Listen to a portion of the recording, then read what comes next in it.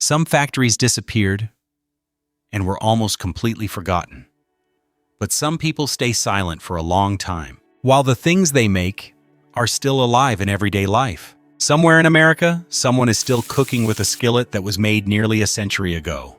And today, what was once just an ordinary object in an ordinary kitchen can now be valued at as much as $9,750.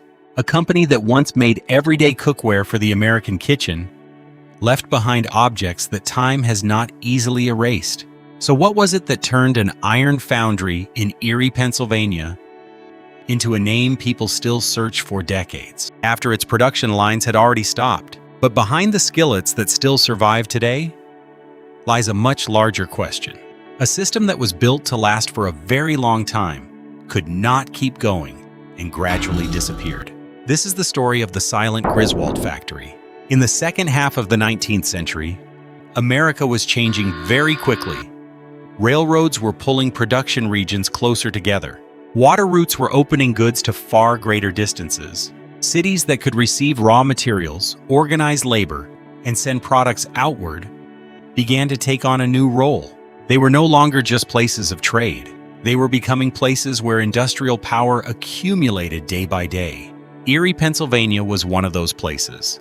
Set on Lake Erie and connected to both water and rail networks, the city had the conditions that allowed a small workshop not just to survive, but to grow alongside the expansion of American industry itself. Scale did not appear in a single moment. It formed in layers, from geography, from the movement of goods, from skilled labor, gradually hardening into manufacturing capacity. In 1865, Matthew Griswold and the Selden family laid the first foundation of their business in Erie. But at that point, the name was not yet associated with the kitchen. What first brought them success was hardware, especially hinges and small metal parts, the kinds of objects that drew little attention but demanded a very high degree of precision. The company did not grow into scale simply by selling the right product at the right time. It made ordinary goods with enough consistency that buyers could rely on them again and again. The molds were controlled. Tolerances were kept within limits. Uniformity was maintained from one batch to the next. And the finishing was done well enough that quality was not only a matter of function, but something visible in the feel of the object itself. This was no longer the story of a single craft shop. It was already the thinking of a system. This was where the core of Griswold began to take shape, not in the form of a standout product, but in something far quieter: manufacturing discipline, repeatable quality, the ability to turn precision into an operating habit. In industry, that kind of capability can open the way to almost everything that comes after. As America continued to urbanize in the final decades of the 19th century, the household kitchen was changing too. The need was no longer simply for something that could cook food, but for something that could withstand fire, withstand time, and withstand the repeated rhythm of daily use.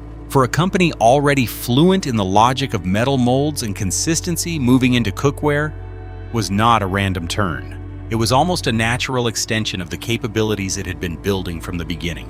So when Griswold moved into skillets, pots, waffle irons, and other kitchen goods in the decades that followed, it did not enter that market as a name-chasing luck. It entered with a foundation.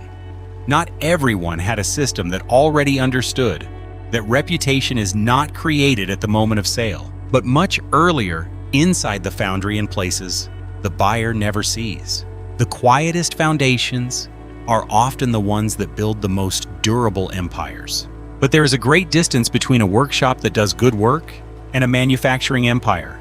So how did Griswold turn that foundation into power at scale? After its early years under the name Selden and Griswold, the company gradually separated from its original structure.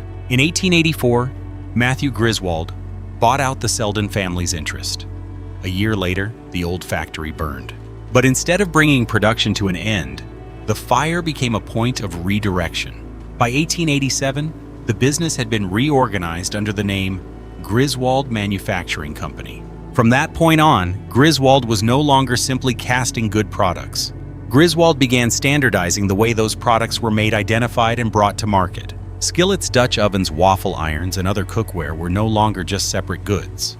They were placed inside a common logic cast from more consistent molds, finished with greater care marked more clearly, and presented to buyers as parts of the same standard. That was a major difference between a company that knew how to make cast iron goods and a company that was building a brand through the quality of those goods. Griswold did not stand out by creating something unfamiliar. It was not the inventor of cast iron cookware. What Griswold did better than many of its competitors was turn care into a quality. The buyer could actually feel smoother, finishing a firmer feel in the hand, greater consistency from one piece to the next. In a market where most customers never saw the inside of a foundry, those things became the clearest language of quality. And once that had been repeated for long enough, another shift began to take shape. People no longer remembered only the object they had bought. They began to remember the name of the place that had made it. The Griswold name became more visible on the product itself. The logo became a mark of recognition.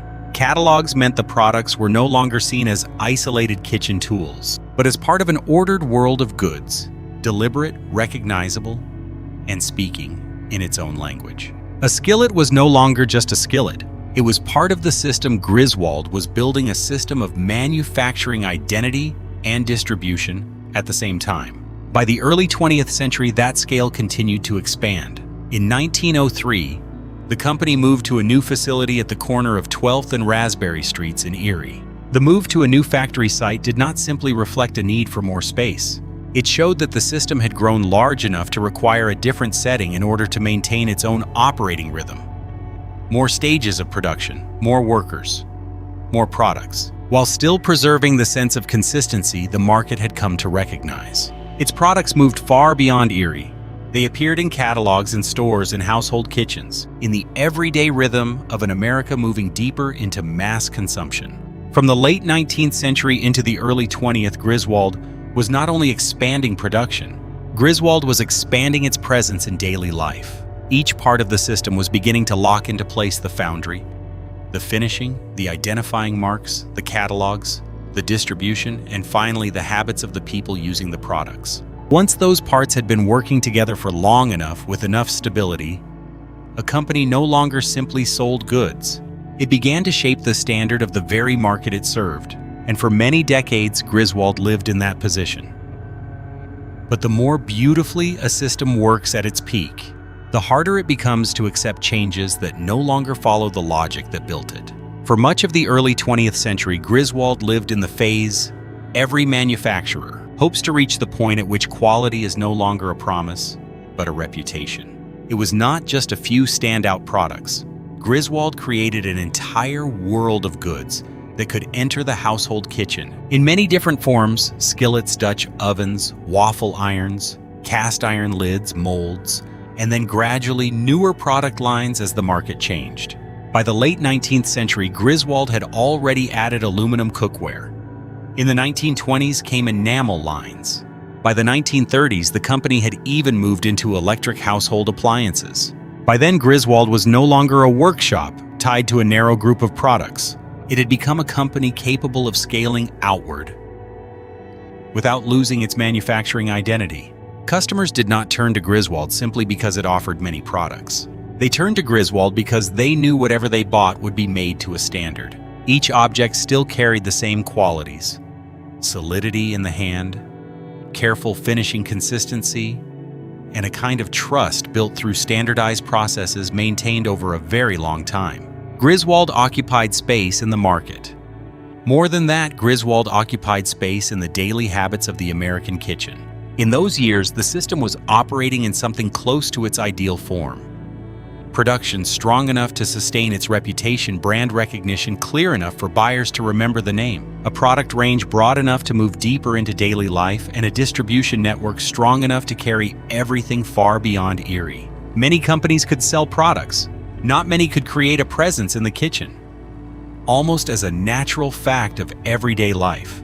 But it was precisely there that a paradox of success began to emerge. Objects made too well do not leave their users very quickly. People keep them. They use them for longer. That helps a reputation last. But from another angle, it also affects growth. And the more a system succeeds through stability, the more likely it is to trust the very things that once made it right. Griswold was admired for its solidity, its durability, its weight in the hand, its careful finishing, a manufacturing standard that was difficult to imitate. But the market does not remain still around those qualities. As modern life began to move faster, as consumer preferences started to shift, as convenience, price, and speed became more important in the choices people made, the very qualities that had once defined Griswold's strength gradually began to act as resistance. At first, the signs looked like only a slight change on the horizon. New materials appeared. New options entered the kitchen. New forms of consumption began to ask for something different from what an earlier generation had once considered ideal. And Griswold at that moment was still a powerful name. It still had reputation, still had quality, still held a deep place in American family life. It was just that the market was preparing to ask a different question. And it was no longer a question of who made better cast iron.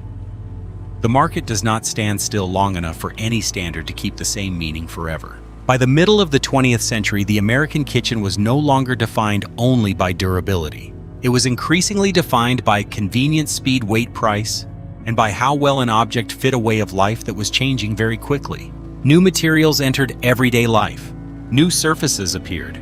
Lighter, brighter, easier to clean products better suited to a more modern kitchen began to take more of the market's attention. In a world like that, the value of cookware no longer lay only in how long it could last.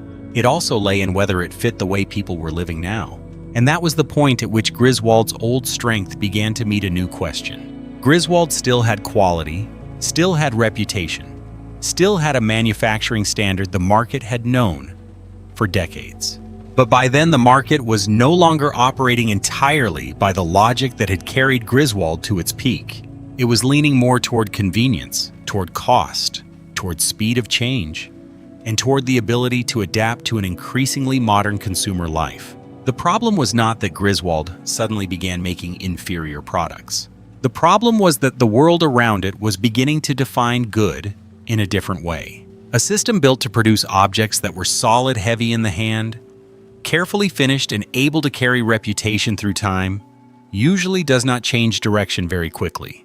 It has its own processes, its own operating rhythm, its own faith in the things it has done right.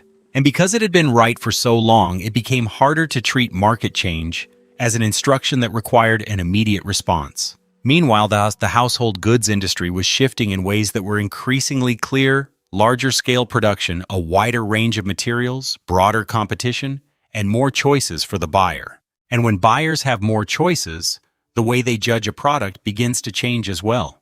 What once seemed ideal in one period can begin to feel too heavy, too slow, or too elaborate in another. Griswold continued trying to broaden its product line, but broadening a catalog is not the same thing as changing the logic of a system that has been shaped over a very long time. A company can add new products. Changing the operating rhythm that built its reputation is something else entirely. And that was the first crack. After the first crack appeared in the market, the internal structure of Griswold began to change as well. In 1946, after many decades under the control of the founding family, the company was sold to an investment group in New York.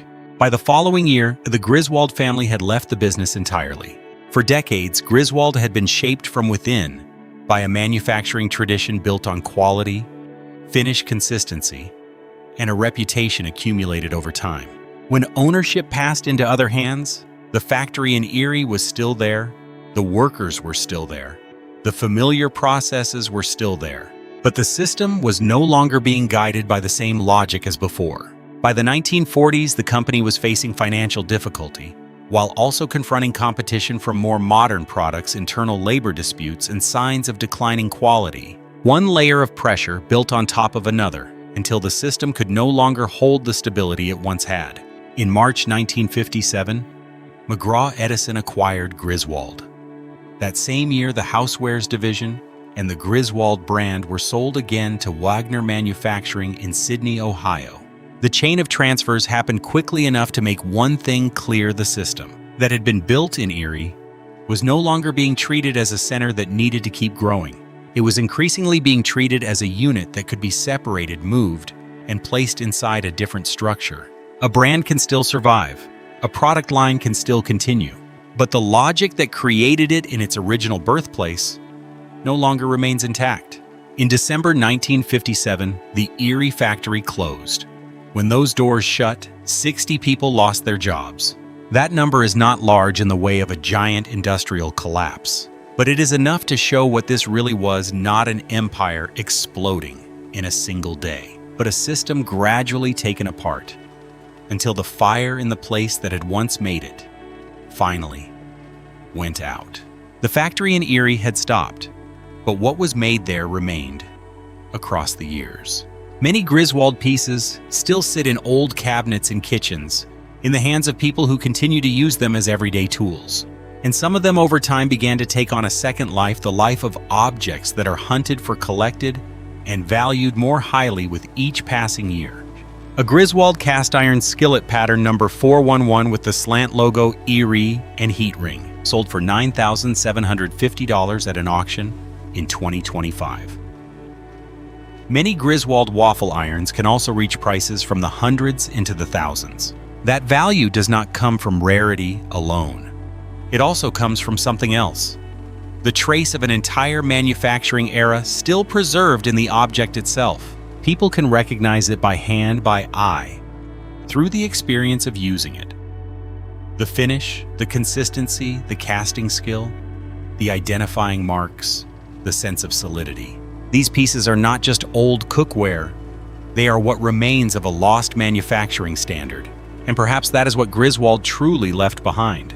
Not just cast iron kitchenware, but physical proof of a system that once operated well enough for its products to outlive the factory that made them. Griswold no longer exists as a manufacturing empire, but the quality that once built that empire is still the reason the name has not been easily erased by time.